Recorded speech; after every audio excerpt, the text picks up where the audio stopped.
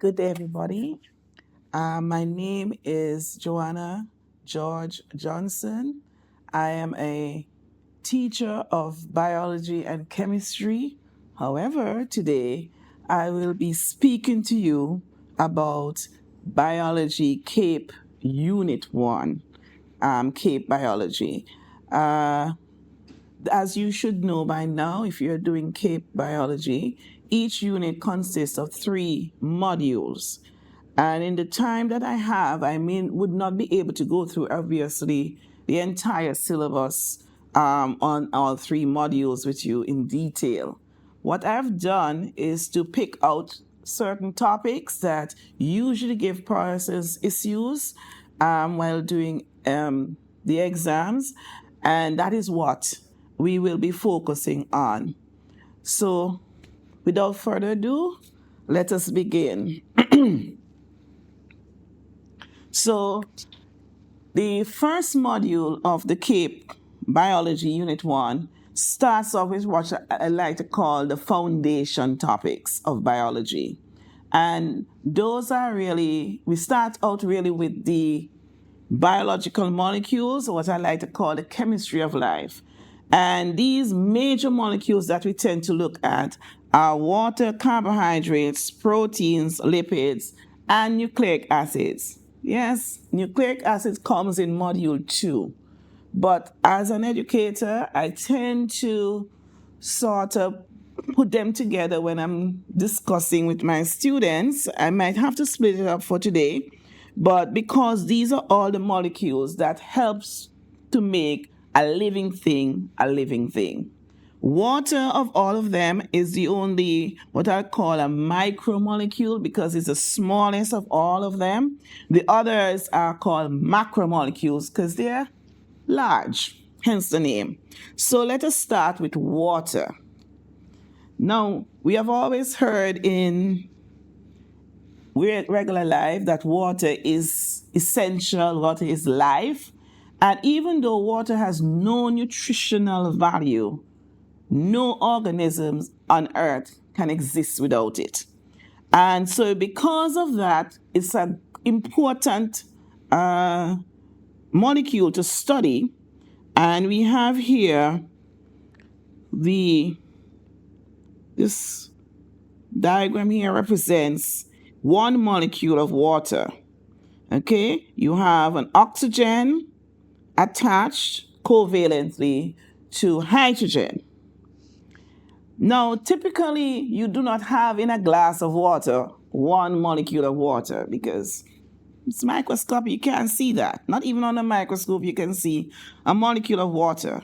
What we have is millions, billions, even trillions molecules of water in that glass of water that you drink from, what have you. And they're in there and they have a sort of connection to each other in that glass. And that's an essential property of water that makes it important to what life is. Okay? For example, this bond here that you see in red is representing what we call a hydrogen bond. Now, when the water molecule is being made, it's made with oxygen joining to hydrogen here, or this hydrogen here, or both of them. And these bonds are called covalent bonds. But this bond here, between this water molecule and this water molecule over here, is called a hydrogen bond. Now, on the exam, they are going to ask you questions on this all the time, whether it's in the multiple choice or in the paper too. So therefore, it's imperative that I explain what hydrogen bonding is. Because not only do we find hydrogen bonding in water molecules or within water molecules or between water molecules, you also find it in other molecules that we are going to be studying later. So it's important that we focus on some hydrogen bonding. Okay, I'm going to use a little diagram to help us understand this better. Now, what I have here are 2 water molecules, one here that I've drawn. Not to scale, obviously, because, I don't draw. but we are going to make use of this. What happens is that each of these molecules or each of these atoms in the water has a slight charge. Okay, even though they're bonded to each other permanently here, well, semi permanently, with covalent, very strong covalent bonds, you find that for some reason, the oxygen, there is a reason I can't explain it right now because, well, that's for your chemistry teacher and we don't have the time. There's a slight negative charge on the oxygen, and there's also a slight positive charge, we call it delta positive, on the hydrogen. And this happens for all of the water molecules in the sample. What happens is that the hydrogen in one water molecule will start having a sort of attraction for the oxygen in a neighboring water molecule, something like this. So you find that the hydrogen from one water molecule here is attracted to this oxygen here from a next water molecule. And so this is how what's called a hydrogen bond is formed. Hydrogen bonds are very weak, and hydrogen bonds are temporary. These are not permanent bonds that keep a particular molecule together. I need you to understand this. Too many times in marking the exams, either for my students or even for CXC over the years, I find that students tend to think that hydrogen bonds are strong. And I know where they get that idea from, and we'll talk about that shortly. But just to let you know, they're weak and they're temporary. Just think about it. It's like oxygen and hydrogen here in this water molecule, they have a full-fledged bond, like they are married to each other. But, this oxygen here, even though it's married to this hydrogen down here, kind of look at this hydrogen over here on the next water molecule and say, she look good. So going to have a little bonding with them. But guess what? Because it's not, the bona fide bond between hydrogen and oxygen for water, it is temporary, and it is weak. Okay, so it doesn't last. But the thing about water in a sample, they are always breaking and reforming hydrogen bonds. And that is why water have all of these properties that allows it to do the job it does in biological systems. Water is able to pour. When you pour water, you see that stream of water coming down. That is because of all the hydrogen bonds that is attaching to the individual molecules that are allowing that stream of water to take place. So that allows water to flow. It allows water to creep up the size of the xylem vessels in your plants, for example, so that water can flow through a plant. It allows water to have what we call cohesive forces, so that all these water molecules kind of stick so close to each other that they form sort of a skin at the top or the surface of the water sample. So even small insects can sometimes walk along the water surface, even though they are denser than the water. That is called, I'm sure you will have heard that term in your class that speaks about the cohesiveness of water molecules. Okay? Now, all of these factors of the molecule of water, the shape of the water molecule, the ability to have so many hydrogen bondings between them, allows the water to also have a very high, it's very hard for water to change temperature. So because of that, a lot of organisms can live in water even in extreme conditions because the water itself is not going to change temperature so easily. It's not going to evaporate easily. It's not going to freeze easily either. And so because of that, water can be the primary medium for things to flow through, not only humans and animals, but also plants. Because the water, even if the organism is living in the Antarctic, the water in their bodies are not going to freeze up, and so they can't. Blood would not flow through the veins and arteries. So it allows for that. Water also allows for organisms for a lot of substances to dissolve in it. And all that is a very important factor because all organisms must have what we call a metabolic reactions going on in them. And these metabolic reactions happens in an aqueous environment, water again. And so if water was not such a great solvent, then we would have a problem with water with some things, processes in life. Okay? So we are going to continue our talk about water and some of the other molecules. So that's the main thing about water I wanted to speak to you about. The other things, obviously, you're going to have to read it because I don't have the time to go through all of the details.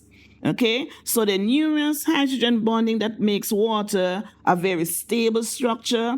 It is not easily broken down. It's not an easy substance to be broken apart, even from chemical reactions and so on. Water tends to be quite stable here on Earth, and so because of that, water is used in every living organism. Now, we need to now move on to a next majorly important substance, and that is carbohydrates. Now, our carbohydrates starts out with the smallest unit, which is called a monosaccharide. The most known monosaccharide is glucose. It's not the most popular abundant monosaccharide on the earth. Okay, that is unit 2 work. We'll talk about that when we reach to unit 2, but that's next year. But the glucose is very well known. Most of us have had glucose drinks and things like that, and we should know from CXC days that glucose is basically made from photosynthesis. That is how we get glucose, is through photosynthesis. Now, glucose exists in two major forms from a biological perspective, and the two most common forms are alpha glucose and beta glucose. And it's essential that we know the difference between the two. So here we have alpha glucose, and I'm going to quickly show you the beta glucose. And can somebody, well, normally I would ask that in my class, can somebody tell me what is the difference between the beta glucose and the alpha glucose? Both of them are glucose molecules that are here, but one is different from the other. And this very small difference has a significant impact on what happens to glucose, or how the glucose operates in a living organism. So what you notice, hopefully you answered correctly, I'm going to point it out to you, that in the alpha glucose, the first carbon, notice carbon, this is going to be the first carbon here, and the first carbon is the one right after the oxygen in the ring. So you have carbon number 1, 2, 3, 4, 5, and 6. And the same goes here on the second glucose molecule. Are you seeing a difference? Have you spotted the difference yet? I'm sure you have, because the smart people do biology at 6th form. So here we go. Look at carbon number one, which is this one here, and the carbon number one, and this glucose molecule. Notice the difference. The OH group attached to carbon number one in an alpha glucose molecule is what we call below the plane. And the OH group in the beta glucose molecule is above the plane. Now, this feature allows for the bonding that occurs to make our larger carbohydrate molecules be important, because depending on whether you have alpha glucose molecules or beta glucose molecule will depend on what kind of macromolecules or larger, what we call polymers, can be made. Now, alpha glucose molecules tend to make polymers that are used in nutrition. For example, your sugar, like the sugar that you use in your tea or drinks and so on in the mornings, whenever you have drinks, or it is used to make starch. Everybody knows about starch, because starch is the primary molecule you find in a lot of food that we tend to consume. Potatoes, flour, white potato, yam, green bananas. Starch is prevalent in all of these substances. And by now you know starch cannot sometimes, in the simplest form, can be a problem for our health if consumed too much. However, beta glucose, on the other hand, because of this OH group being above the plane, when I say above the plane, it just means it's up and not below, like in the alpha glucose molecule. When it polymerizes, it makes cellulose. Have you heard of cellulose before? If you have, you should remember cellulose is a primary substance that's used to make plant cell wall. And because of that, the beta glucose, when it polymerizes, it makes a structural carbohydrate. It is not usually digested by us as humans. It cannot actually be digested by us as humans. It is used as a source of fiber and so on to help with our gut health and things like that. But for us to use for respiration, the starch made of alpha glucose molecules are what makes the difference.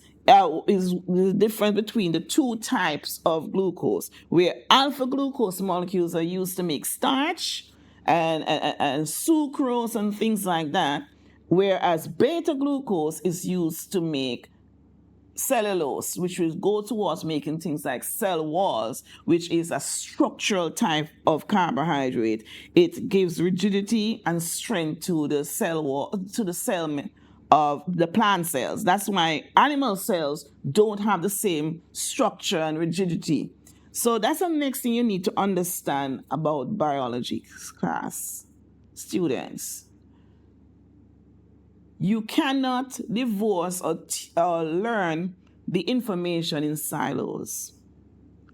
One topic will affect the other topic, because right now I'm talking about cellulose, and I'm talking about beta glucose, and I'm talking about cell wall and the rigidity of cell wall, which is a topic coming up next, talking about how plants and plant cells and animal cells react in different types of solution when we look at transport of substances in and out of cells. And that information hinges on the structure of a cell wall and why plant cells operate differently than animal cells. So as you can see, learning one topic is not enough to really help you through the subject. You have to actually not only learn them, but learn them and see how they connect to each other. So let's get back to what we're talking about here. alpha and beta glucose. So as you can see, that these differences makes for interesting bonding. So you have here what's called maltose, that is where two glucose molecules join together. Two alpha glucose molecules join together in a bond known as glycosidic bond. Now, this particular glycosidic bond has a name. And on the exam at sixth form, they expect, if they ask you to name the bond between these two molecules, you kind of just say glycosidic bond. It's this one specific bond is called a 1,4 glycosidic bond. So you may ask, why is it called a 1,4 glycosidic bond? Well, that is because the bonding is between the OH on this carbon and the OH on this carbon of the next molecule. If you notice, if we were to count the carbons, and as I said, it's very important, counting of the carbons is very important in organic chemistry.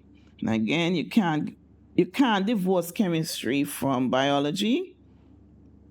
So this is the fourth carbon in the second the second glucose molecule here. And as you know from already that this is the first carbon.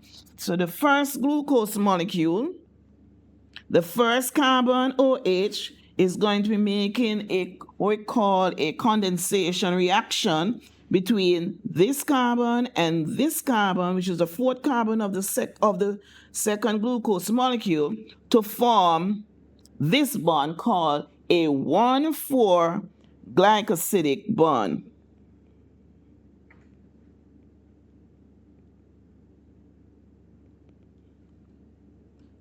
Please excuse the handwriting because I'm not a writer. Alrighty? So let's go on. So sometimes you have, this is sucrose, which is specifically on your syllabus, and you are expected to know how to draw this molecule, okay, of sucrose. It is specifically, is a specific objective in your syllabus. So I normally tell my students that they need to memorize this if you have to, because you could be called upon to draw it on the exam. Okay, and sucrose, which is table sugar, is made from one glucose molecule, alpha glucose, of course, okay, and a fructose molecule. I know you may look and see a 5-ring structure and might want to think that fructose is a pentose sugar. It is not a pentose sugar. It is a hexose sugar because it has 6 carbons, just like glucose. It's just that the arrangement is different. So notice you need to learn to count the numbers of carbons. So you see 1 is here, 2, 3, 4, 5, 6. So there are 6 carbons in fructose, even though it has a pentose ring. That's just how it is shaped for this particular bonding process. Okay. Now I just want you to remind you that here, when these things, when two monosaccharides bond to each other, the reaction is called a condensation reaction. You should remember from the previous slide when we drew, or we had the glucose molecules, that the first carbon had an OH group right here, and this carbon also had an OH group. So what happened is that when they come together, at the end of the reaction, a molecule of water is also made during this reaction. So during making of the glycosidic bond, a molecule of water is also made for each bond that is made.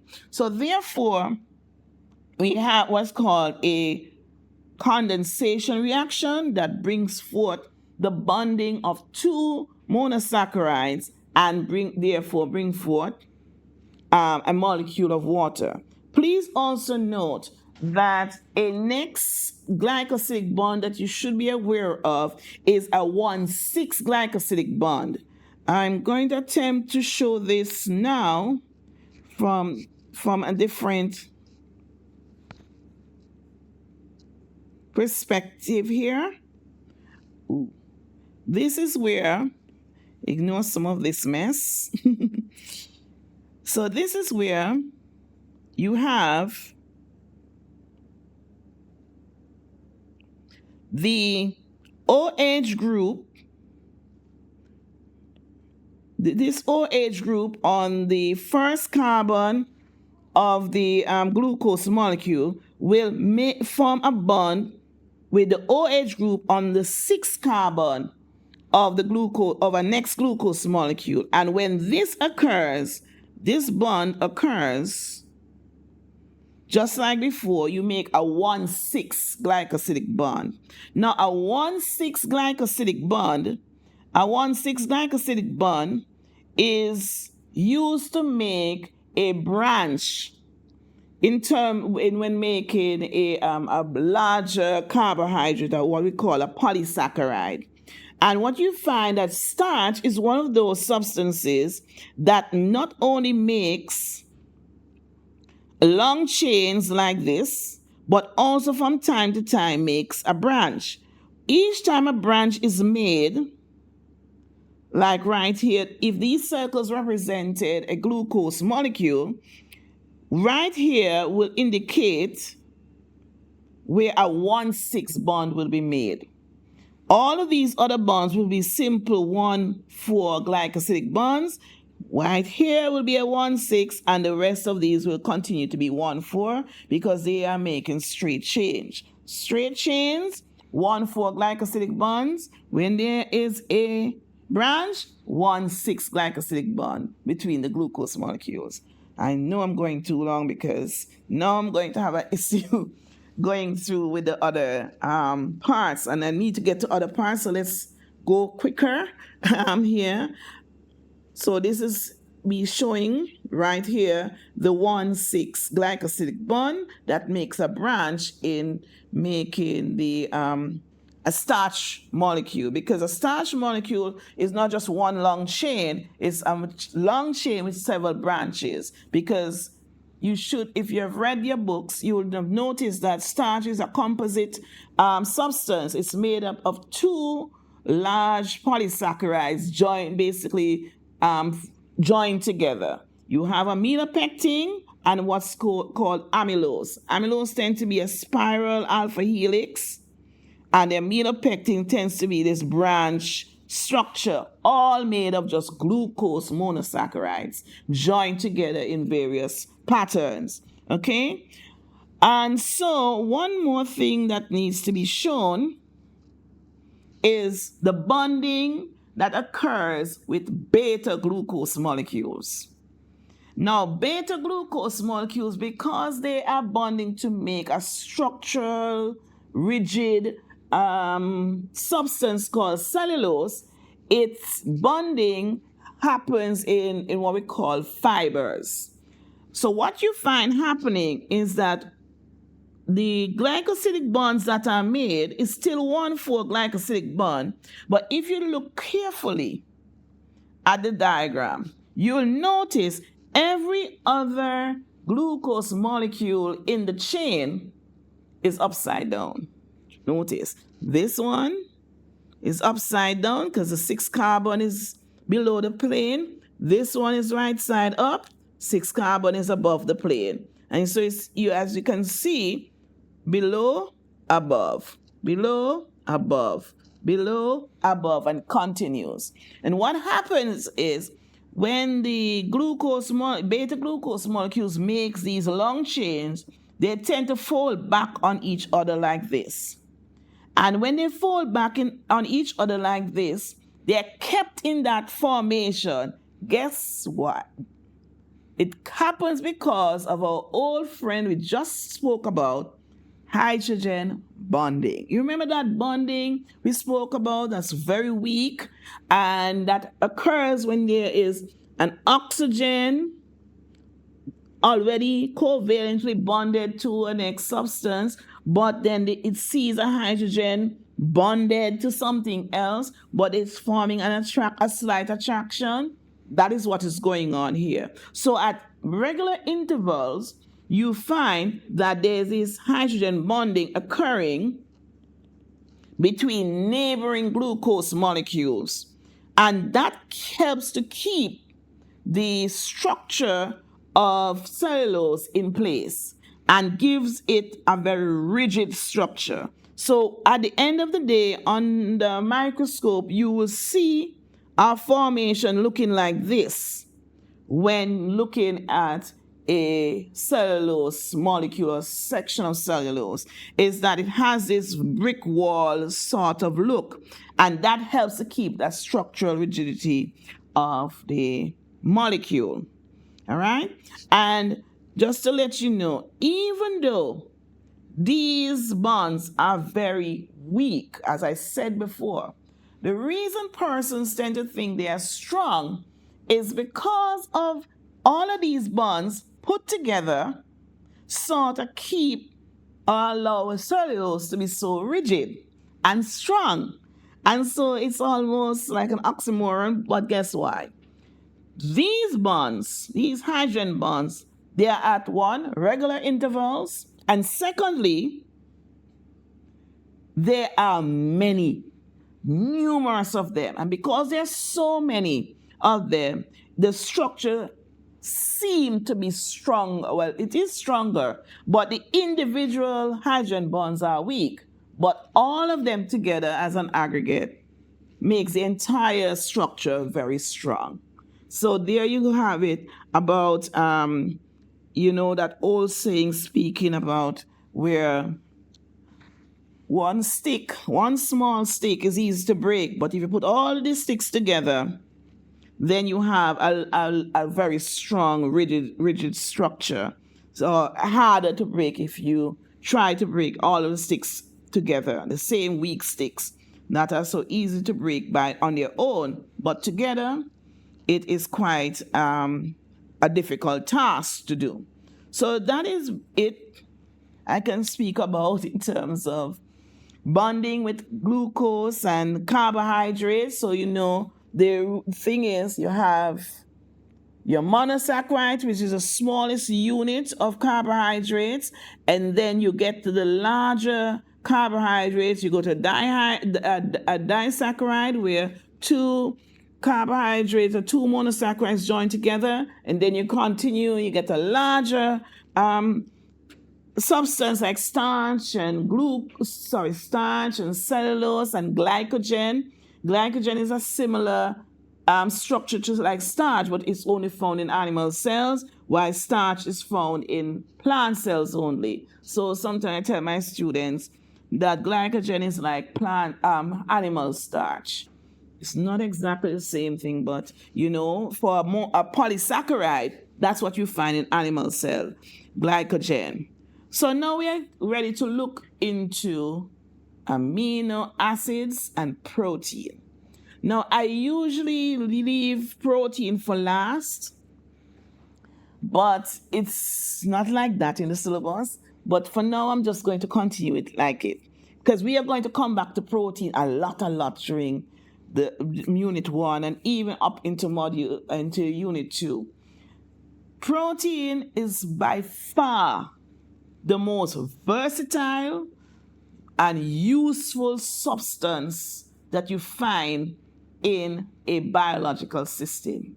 Lots of the time, anything that is going on, any process that is taking place, like an organism ability to move, an organism ability to fight a disease, the organism ability to reproduce, most of these things happen because of a protein. I mean, down to your skin color is because of a protein. And so it is one of the most important macromolecules to study. So to study protein, we have to start with the smallest subunit of protein, and that is called an amino acid. An amino acid, is one Let me show it to you. Yes, there's the structure of a typical amino acid. If you look carefully at it, you're going to notice that one end, if you're familiar with organic chemistry, one end of the structure has what is called an amino group, which I'm sort of circling right here.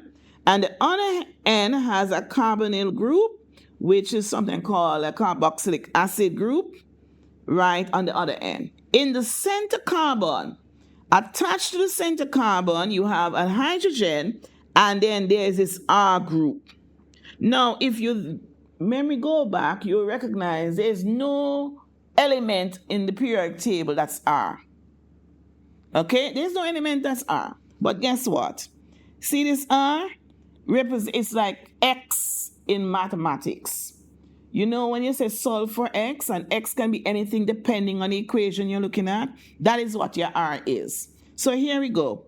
R can be as simple as an XH, okay, or as simple or as complex as an entire next carboxylic group or like an ionic group attached. There's so many things and so many things that can be added here as an R group. That is the reason there's so many different types of amino acids. So that is the difference. Every amino acid that is different because of this group. All amino acids have this general background. The amino group, center carbon, carboxylic group. But what makes a difference from one amino acid to our next amino acid is this group. And then when these amino acids join to each other and make what's called a polypeptide group, because the bond between two amino acids is called a peptide bond. So a bunch of amino acids bonded together is called a polypeptide. And a polypeptide goes towards making a protein. All right, so here we go. Here's a question, an actual CXC question, showing you amino acid. This is a typical question you could get, but there are variations of how the questions could be asked. So I have one here. It is asking you to look at these two amino acids. They tell you it's an amino acid, so you didn't have to guess whether it's an amino acid, yes or no. Clearly, it's two different kinds of amino acid because the R group of amino acid A is just H, and the R group of amino acid B is CH3. But then they ask you to label parts 1 and parts 2. And just as you can see here, I just told you, so I'm sure it will be easy for you to answer that part 1 will be the amino group. So I can write that here. And part 2 is, so 1 is the amino group and 2 is the carboxylic group.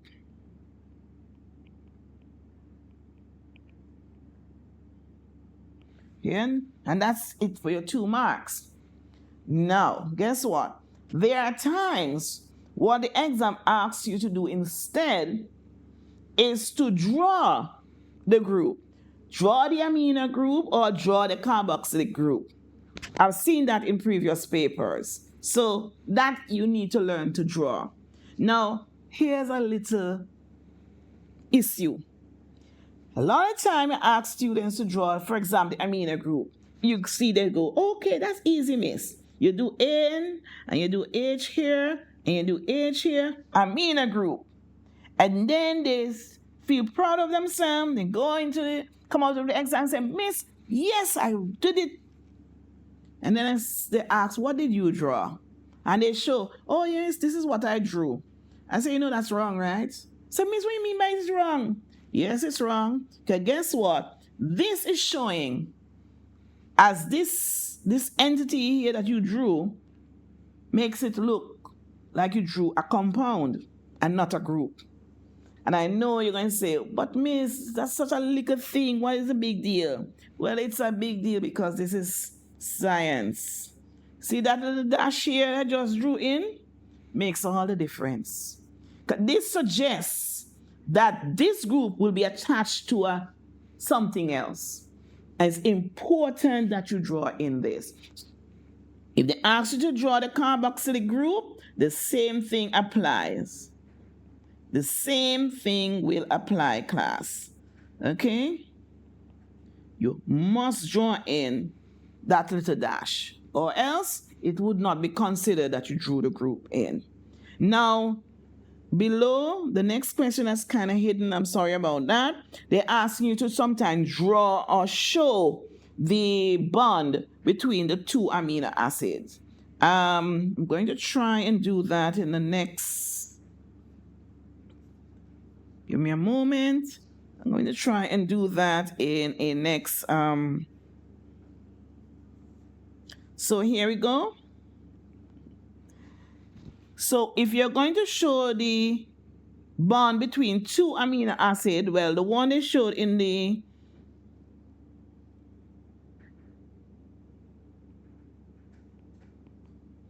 one they showed on the actual paper is this amino acid. If they ask you to do this, you will draw both of them, and then you're going to show that this water molecule is formed. It's again a condensation reaction. This condensation reaction will also produce a water molecule. And then you find the carbon directly attaches to the nitrogen on the amino side, and you form what's called a peptide bond. Pay special attention to this bond. So now, so far, we've learned about the glycosidic bond, and you know we spoke about at least two of them, the 1,6 and the 1,4. And now we have a peptide bond. Need to know your bonds, people. And more are coming up, so it's the chemistry of life. There's no getting away from chemistry when you do biology. So sorry. And the R groups now are going to be here. So the first R group was H and the other one was CH3 on the actual exam question. So the expectation is that when you draw this, that you're supposed to include beside it plus H2O, because you need to show the fate of what happens to these elements after the bond has been made, that a molecule of water will also be formed. So that is the expectation for the exam. But we hastily move on, because after you have made your polypeptide chain, you are now making what's called a protein. Now, proteins are very important in terms of how, in the order as to which the amino acids appear in that polypeptide chain. That is called the primary structure of protein. Okay? The primary structure of protein speaks to the number and sequence of amino acids in the polypeptide chain. Okay? So if you think of the letters of the alphabet as being an individual amino acid, the order of those letters in making a sentence will determine if the sentence makes sense or not. I hope you agree with that. If you wrote a sentence and you say the cat sat on the mat. So if you had a sentence say the cat sat on the mat, it would not matter. It matters where all of these letters are placed. If, for instance, that the O here, this O on is replaced by a different letter, all of a sudden, the entire sentence will change. The same thing happens when you look at a protein. If the primary structure, which is the sequence of amino acids, is different than it's supposed to be, it means then the next stage of the protein molecule will be different. What do you mean by that? The next stage of the protein molecule is called the secondary protein structure. And guess what? This has to do with what happens to that long chain of the primary structure after it's been formed. What happens is that that chain will either go into a series of spirals like this, as you can see here, or it goes into these sheets looking like this. This is called a beta pleated sheet.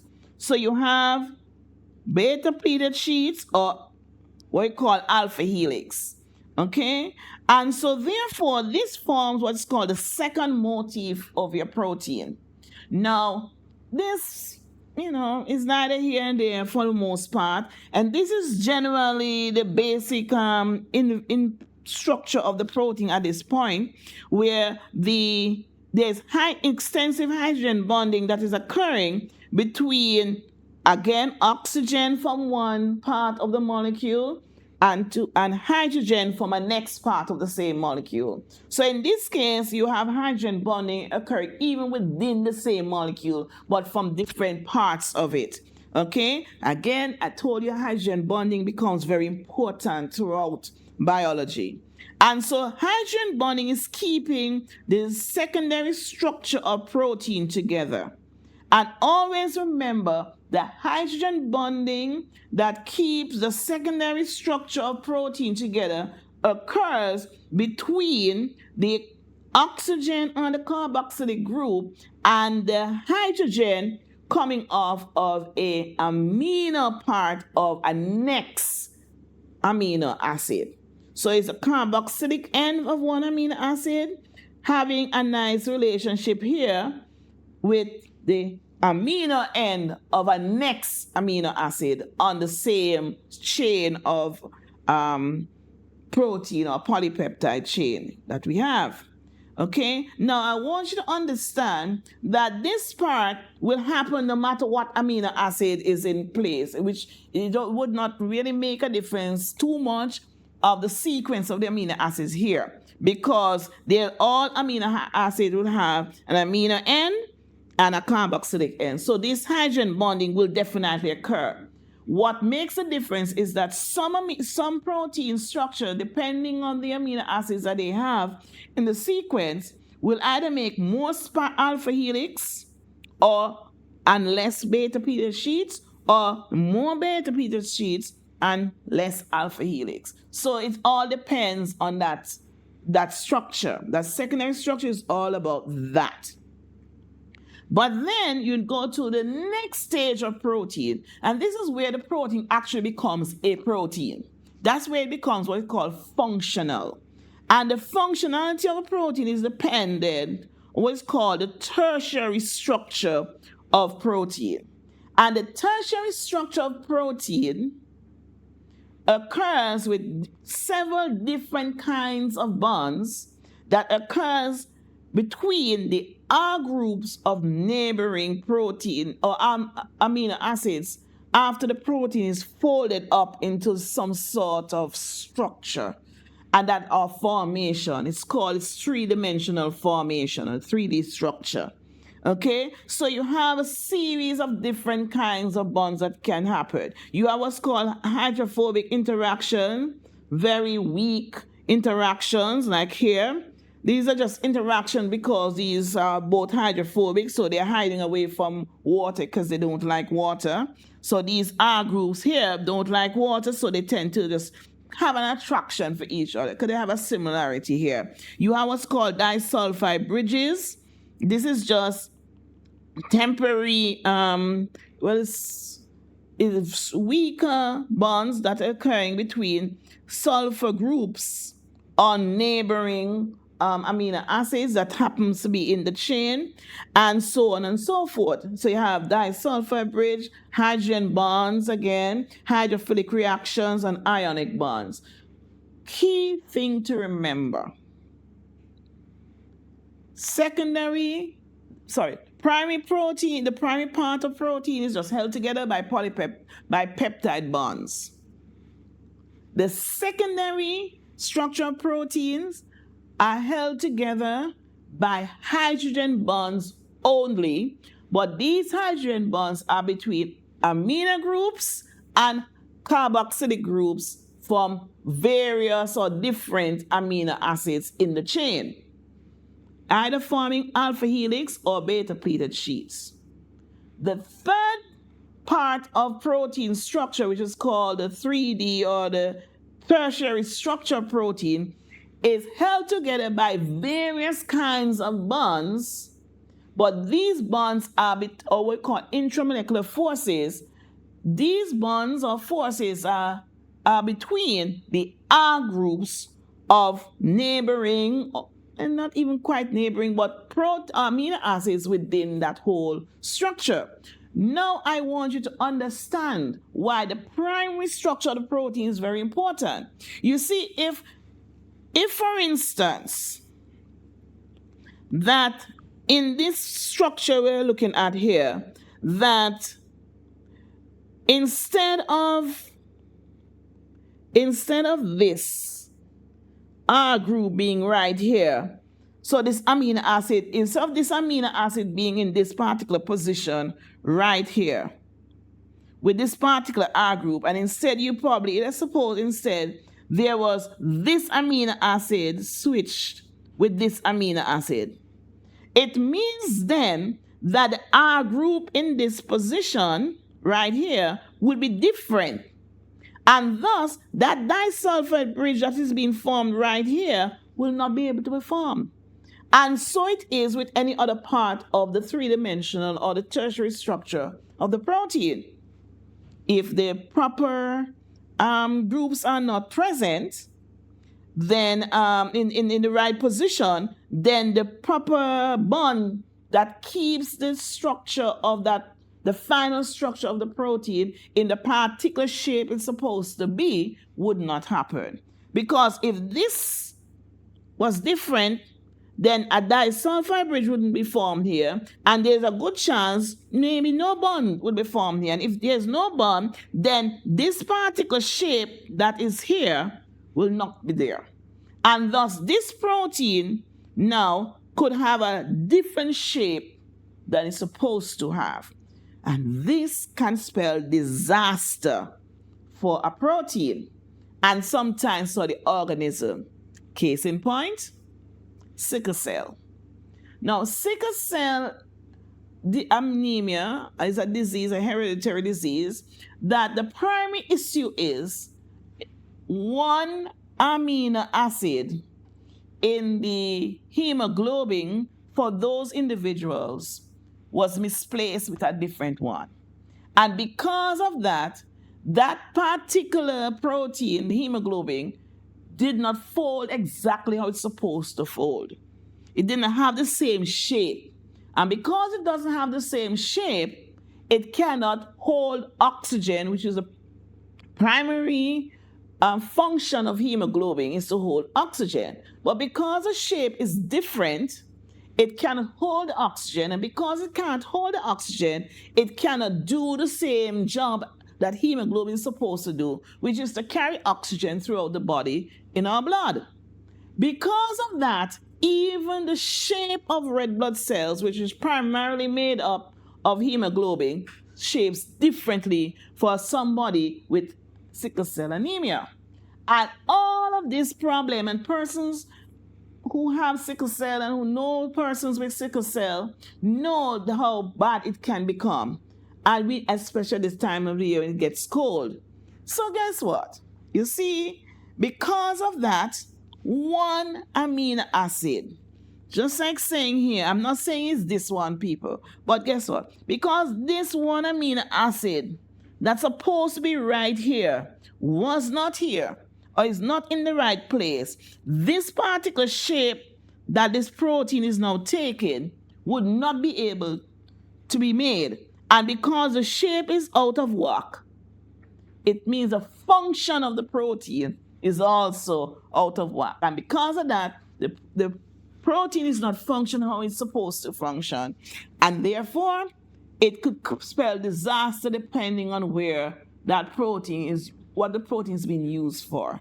Okay? And because of this, a lot of mutations, you'll hear about mutation in module 1 as well. Not module 1, but unit 1 as well. A lot of mutations is because one amino acid is out of place in the sequence. And that one, just like how one letter can change the meaning of an entire sentence, is the same way one amino acid can change the entire shape of a protein, and thus the protein becomes non-functional. Just to glance over a little bit, we have hemoglobin, and we spoke about hemoglobin here earlier. Hemoglobin exhibits what's called a quaternary structure protein. So some proteins, not all, some proteins, what happened, they have more than one three-dimensional globules or parts or components to it, and then they are joined together to form the full protein. So hemoglobin happens to be one of those proteins. It has 4 tertiary or 3D proteins or chains joined that is already fully formed, and these 4 proteins join together to make the quaternary structure hemoglobin. The same thing happens for collagen. You have 3 fibers of collagen, 3 fibers of a polypeptide chain that sort of comes together to make collagen. And for those of you who don't know what collagen is, that has to do with what causes that protein that allows the elasticity of your skin. You know, most of you, well, those of you in 6th form will be very familiar because, your skin is nice and taut and you have good skin and so on. Keep up with that. Just know that after a while that this collagen sometimes breaks down as you age, and that's how we get wrinkles. Got that? Yes, that's the fate summon. It's all protein again. You see, protein's very important. So far, we have seen where protein works as a structural substance, as collagen. It works as a transportation substance, hemoglobin in our blood. And most of us know about enzymes, right? And so guess what? We have to go into enzymes a little bit because, well, that is the next topic on your syllabus. Okay? Enzymes. So we're going to move right along.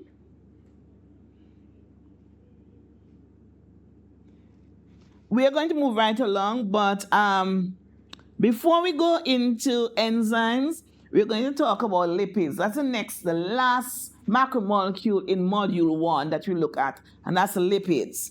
Now, lipids is sort of different as a macromolecule. Is different from the other 2 macromolecules we just studied, proteins and carbohydrates, because lipids don't have monomers and then polymers.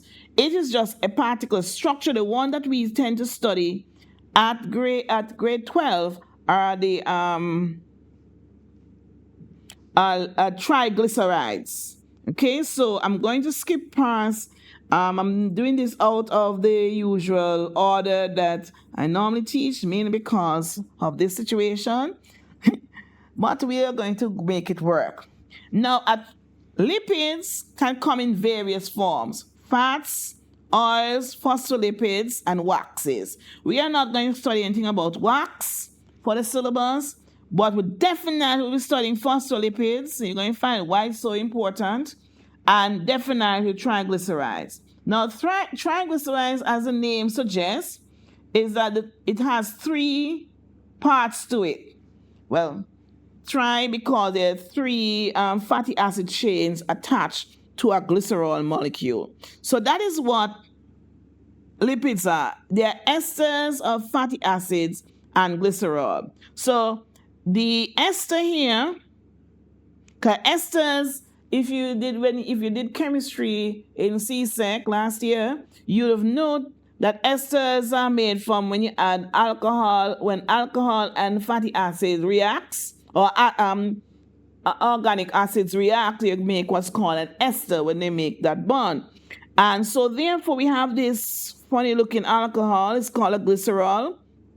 It has 3 OH groups on it, and each of these OH groups has the ability to attach what's called a hydrocarbon chain, or what is called a fatty acid chain, because of the carboxylic group right here at the end will attach to the OH group on the glycerol molecule, and a condensation reaction will happen again. A molecule of water will be formed, and then you have what's called an ester bond. Remember, we already did peptide bonds, we did glycosidic bonds, and now we are doing ester bonds. Okay, and the ester bond is what keeps your lipids together, where that attaches glycerol to the fatty acid chain. All right, and if it's a triglyceride, it will have 3 of them added. So here we have a diagrammatic representation of what a fatty acid or triglyceride looks like. So this is what you have. You have the glycerol here, and you have the ester link being made for each fatty acid chain, and that's where you have a triglyceride. If you watch enough Instagram and things like that, you're going to hear things about different kinds of fats, the good fats and saturated fats and unsaturated fats. Now, here's the chemistry behind of that. All right? This, what I'm showing you here, this is called a saturated fat.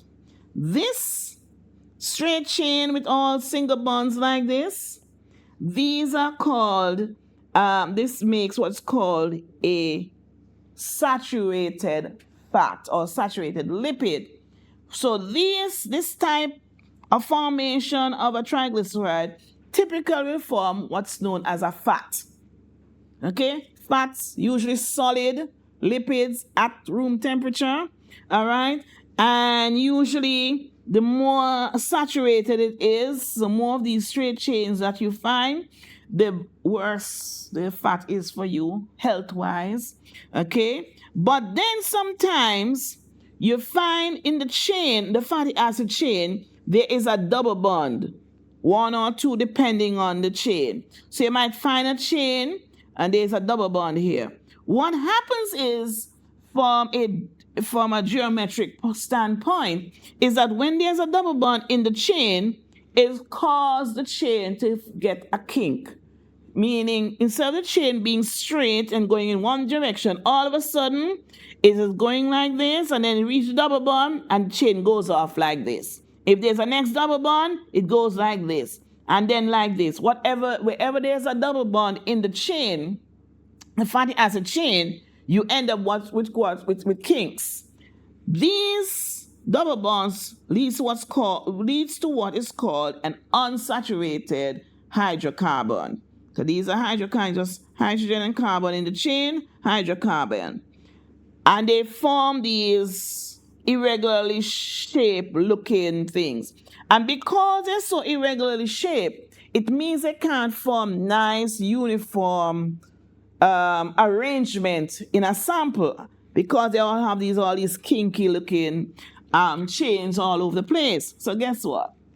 This means that they're unable, because they're unable to form this nice uniform arrangement. Think about your chemistry from back then. No, when the particles are not nice and uniform, what are we forming? A liquid. And so you find unsaturated hydrocarbons that is used to make lipids in your triglycerides, for example, form what's called oils. They are usually liquid at room temperature, typically. We can't go into too much details because we don't have the time. But there's a lot packed into here because lipids are used primarily for as energy storage in animals and plants to some extent, because plants, you tend to find a lot of oils because you don't really find fat in plants. Fat, you see the fat here under the skin of most mammals. That's where you tend to find fats. But then different types of oils are around, those that are polyunsaturated or simply just one unsaturated kink in their chain. So the more unsaturated the hydrocarbon, they tend to say the more healthier the lipid is for you. So that's what you find, things like olive oil and so on, they tend to have more kinks in their chain. So that's the reason they tend to be considered to be more healthy. Now, there's a next group of lipids I said we're going to look at, and that is phospholipids. I'm moving really quickly. This will sometimes take me a few months to go, maybe not a few months, maybe 2 weeks or so to go through, people, but we don't have the time for that. What we need to look at next is the phospholipid. Now, the phospholipid is important, very important to all living things. Why? Phospholipids is what is the primary backbone of all cell membranes. All human cell membrane, plant cell membrane, bacterial cell membrane. If it has a cell membrane, phospholipids. So we need to understand how phospholipids are. You have here same glycerol molecule right here, right? But the glycerol molecule is attached to 2 hydrocarbon chains just like before, and these hydrocarbon chains, because they have no oxygen attached to them, they are considered hydrophobic, meaning water hating. But then one of the OH groups on the glycerol molecule has a phosphate group attached right here. And you see this phosphate group along with all of this part here makes this molecule have 2 properties at the same time. It's one large molecule, but it has 2 properties. This section here is considered hydrophilic, meaning water loving, and this part here is hydrophobic, water hating. So guess what? This caused the phospholipids to have a particular arrangement in making of the cell membrane. So the tails of the phospholipid are all facing inwards. So there are 2 layers where the heads are facing outwards to the outside of the cell, and the other section of heads are facing inwards, the inside of the cell, because outside of the cell has a lot of water. Typically, there's water outside of the cell, lots of H2O floating around outside of the cell, and definitely inside of the cell, where the cytoplasm is 99% water, you have more water. So therefore, the phospholipid head parts of the phospholipid will find themselves facing on the outside and on the inside of the cell and thus the tails stay towards the center, trying to hide away from where the water is. So therefore, you have your plasma membrane, which is a fancy name for cell membrane. Back in the day, when you did CXC biology and you talk about the cell membrane, you say cell membrane is the membrane covering the cell and it controls what gets in and out of the cell. You're in 6th form now. It's not cell membrane, it's called a plasma membrane. Let me tell you why it's called that. Because the plasma membrane has this kind of structure where all of these phospholipids are just standing in, together, hanging out with each other. And guess what? They have no actual bond between them. This phospholipid, there is no bond between this phospholipid and this phospholipid. There's no bond here between them. And so all our cell membranes, all our cells that are keeping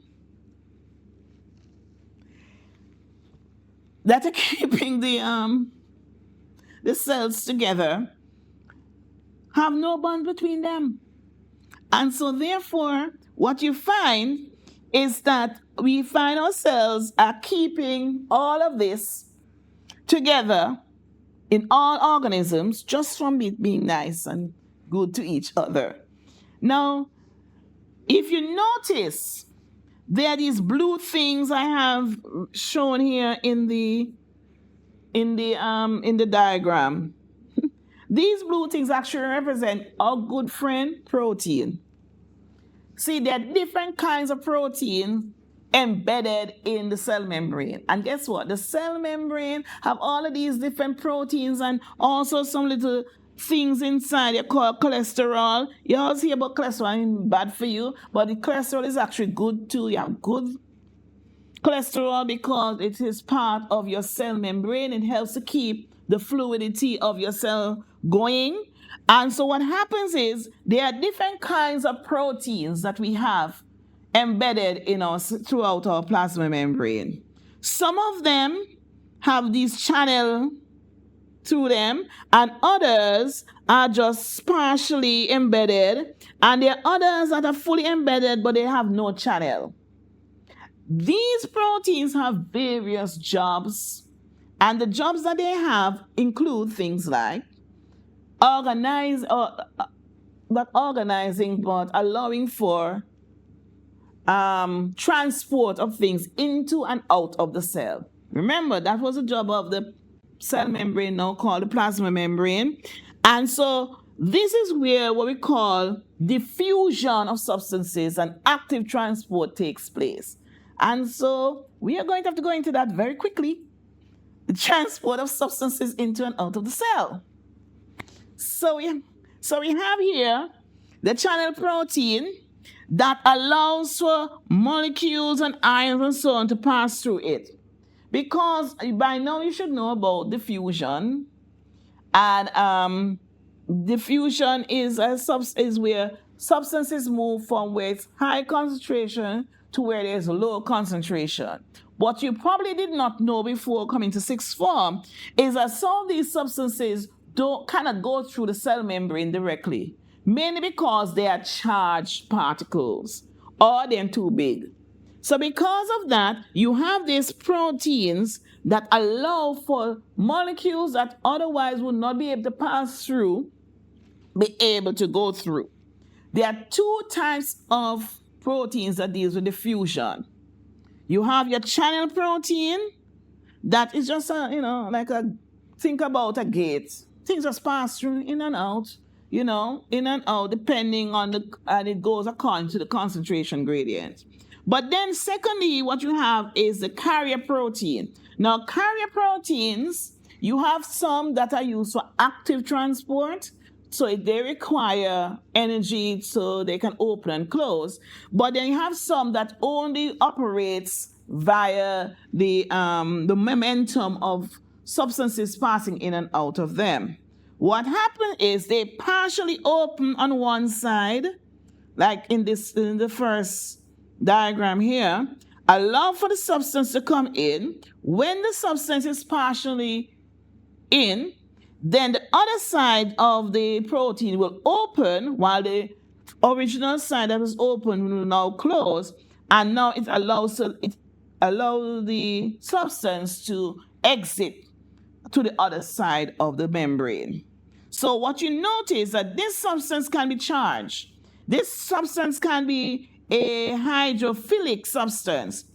It will be able to pass through the protein because it would not have nothing repelling it from passing through. If it was to try to go through the cell membrane directly, there will be a problem because the hydrophobic tails of the cell membrane would not allow it to happen. So there you have diffusion in a nutshell. Okay, so as I said, we are not going to be able to do much more than this. But what I want to go back to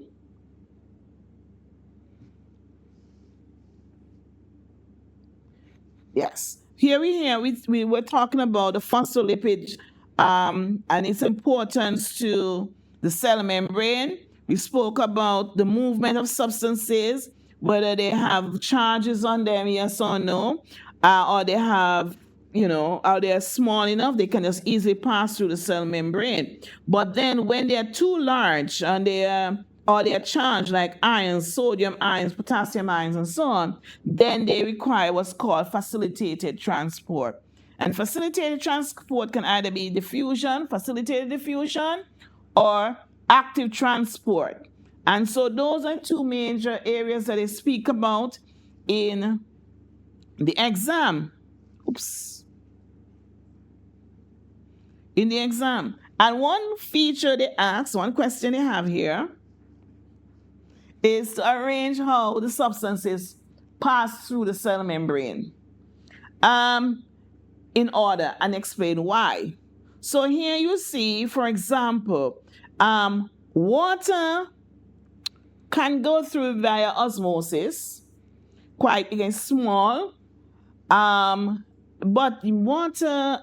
carbon dioxide definitely might be easier to go through the cell membrane than water, mainly because even though carbon dioxide is a little bit larger, even though CO2 is a little bit larger than water, CO2 is not charged. So therefore, it can easily go through the cell membrane. Whereas water might have a little bit of a resistance to get through. So you might find CO2, water. Now between glucose and RNA, what you find is that RNA is a very big substance. We have not reached to module 2 yet to discuss about RNA, but glucose is large, but not as large as RNA. Okay, remember glucose is a monosaccharide. So glucose will definitely go through the cell membrane, but it has to go through via facilitated diffusion through a channel protein. So the last one will be able to that will go through is RNA, because RNA is so large, it will be a harder substance to pass through the membrane. So that would be the answer: CO2, water, glucose, and RNA. Okay? Well, doesn't make any sense.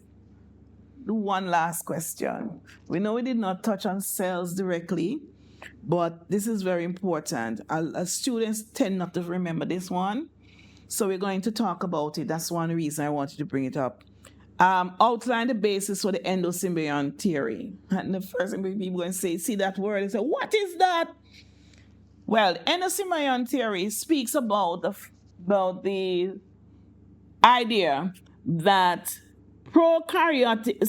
plastids within your eukaryotic cells, that is your mitochondria and your chloroplast, especially, they were once individual prokaryotic cells.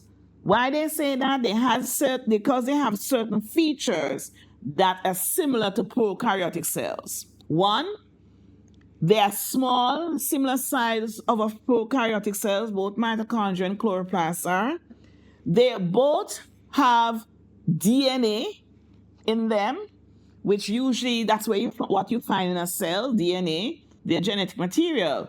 Not only do they have DNA, but they have circular DNA, which is a feature of prokaryotic cells. And then on top of that, they also have ribosomes.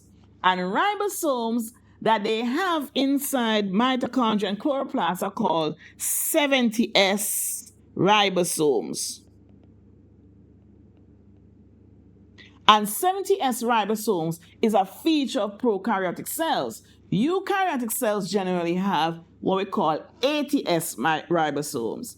And so if sometimes the questions is asked about the endosymbiont theory, and they may ask you for evidence, not just to state what it is, but they will ask for the evidence. And these are some of the evidence that you could use. And also, both mitochondria and chloroplasts have envelopes, meaning they have double membrane, which suggests to researchers that they were once single cells on their own, doing their own thing, and then they were engulfed by a larger cell. So that's why by endocytosis, and which is a next type of transporting cell that allows for the cell to so love for the mitochondria and the chloroplast now become part of the cell.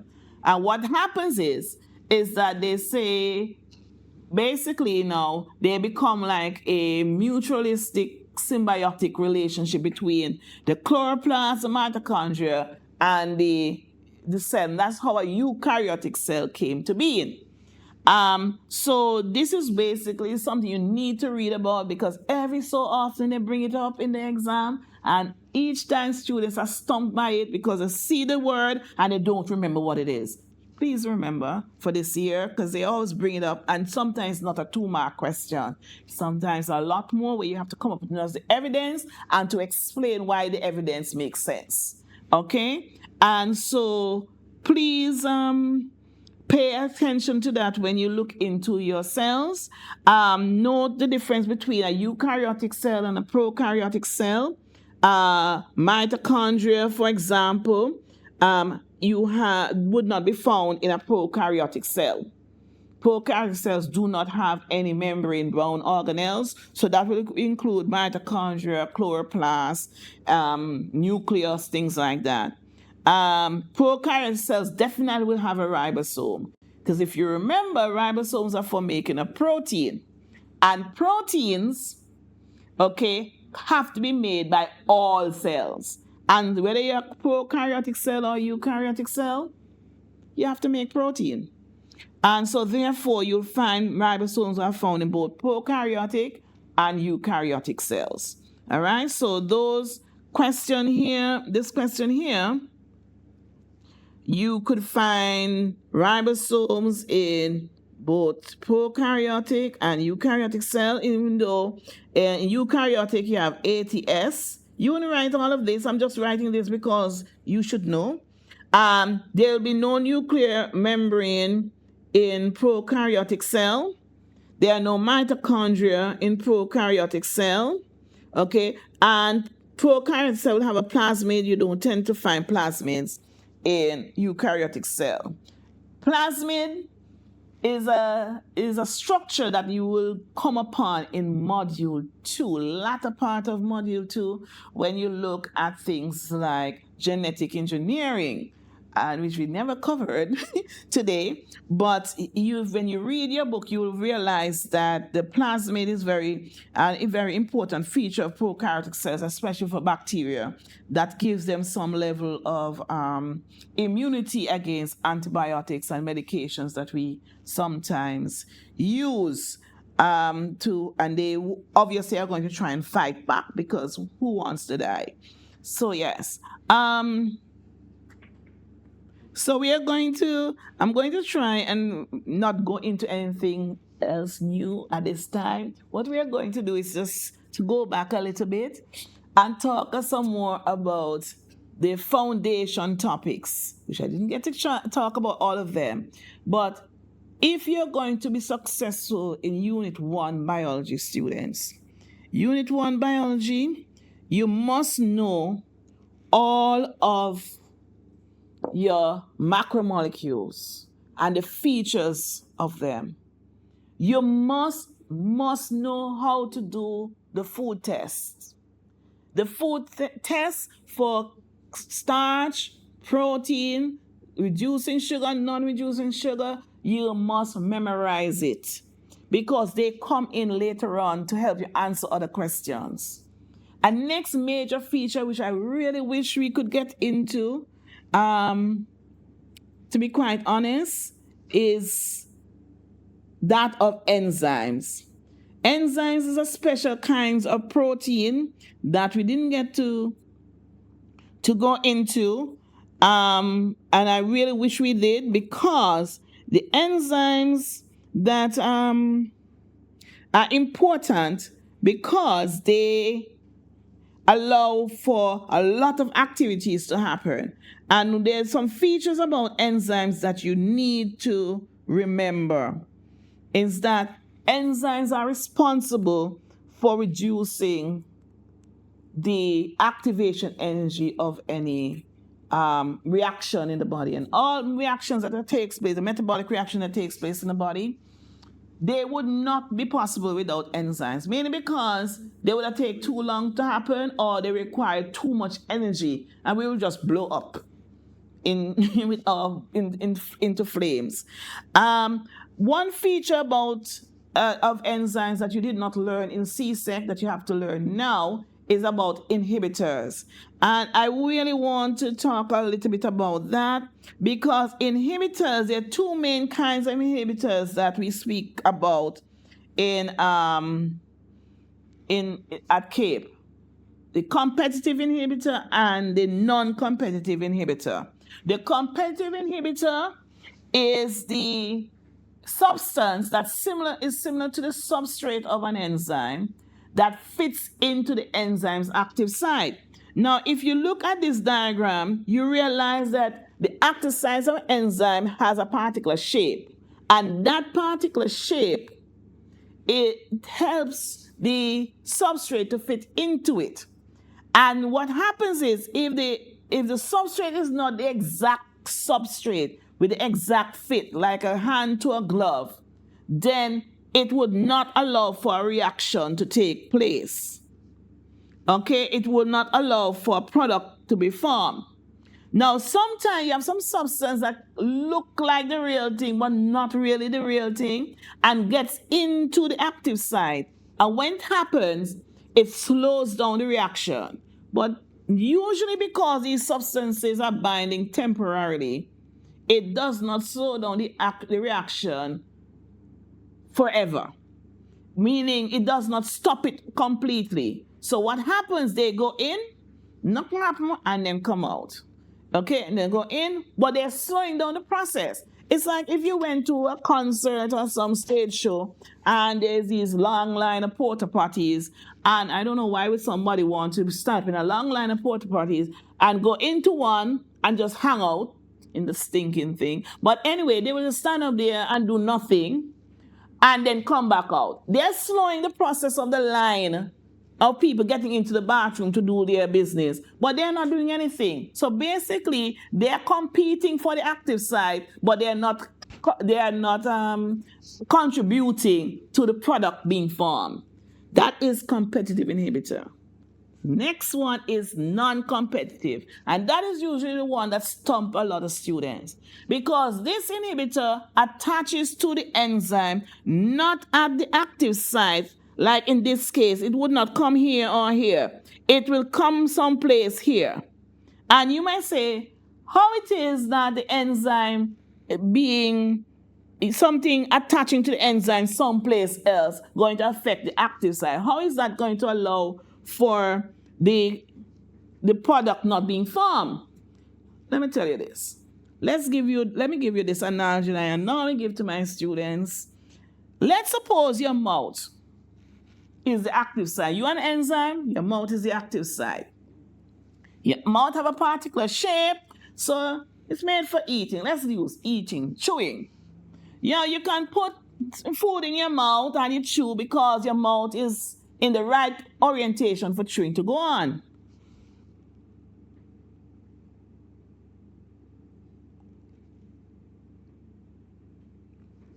Okay, sorry about that. Yes, what you need to go on. Last thing I want to tell you. So let's suppose a dog came and bit you in the behind. Now, when the dog bites you, right? The dog didn't bite you in your mouth. So how you think? But wouldn't that affect your mouth? So when the dog bites, even if you are eating and a dog come and bite you in the behind, even though it's attaching to someplace else other than your mouth, the chances are chewing would not continue. That will definitely stop the reaction. It's similar to how in non-competitive inhibitors work. They attach to someplace else on the enzyme that's not the active site, and then when that happens, that enzyme is basically rendered non-functional. and thus no reaction can take place. So all what happens is only other enzymes that have not been bitten by the dog will be able to continue the reaction. And yes, and so we have competitive inhibitor versus non-competitive inhibitors. So students, I'm so sorry I'm unable to do everything I would like to do today. It's very difficult for such a bulky subject as biology to be taught all of these modules in an hour and a half. But I do hope that you will be able to do well on your exams with some little tidbits that I've brought home to you. I know that it could be better with some other things that we could do, but alas, it's not so. And I do hope that persons who were affected, students who were affected by the recent passing of that hurricane, that you will find that strength within you. So carry on, because believe it or not, it's still life, and life do have its ups and downs. And yes, it's a very hard time to have a down, but from this, I know you can find an up and continue with the rest of your life. And think about it this way: if you're able to overcome this, imagine what your life would be in the future. Because what else, if you can overcome this, what else can't you overcome? So I do hope for you all the best, and hope for all ones for Biology Cape Unit 1 in 2026. Thank you.